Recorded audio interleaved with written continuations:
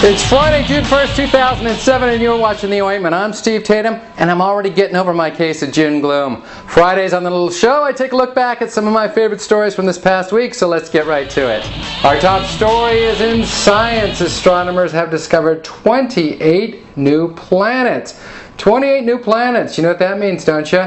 18,000 new Starbucks. Paul Wolfowitz is blaming his resignation from the World Bank on himself? No. On his girlfriend, whom he got a job there at the World Bank? No. He's blaming the media. His girlfriend then broke up with him because of, well, the media. You know, if it wasn't for the media, he'd still be getting laid. And President Bush has just announced who he is going to nominate as Wolfowitz's replacement.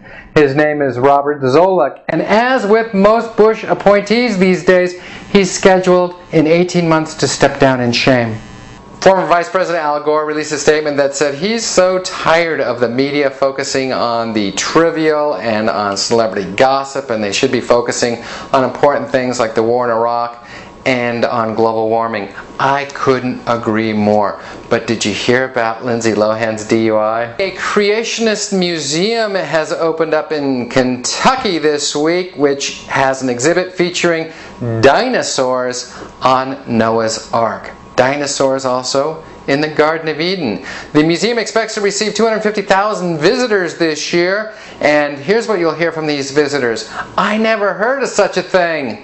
What's a museum? Fathers, lock up your daughters. The National Spelling Bee is in town. It concludes today. 286 contestants meet to compete to see who is the nation's best speller. Now, I'm not the world's greatest speller, but I can sum up all these contestants in 3 letters. OCD.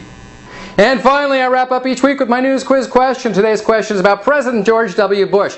This week, he allocated more funding for international AIDS relief in the Third World, and he also began a global discussion on climate change. My question is, what's next for the president? A, he's going to move to Santa Cruz and open up a bong shop with Cindy Sheehan.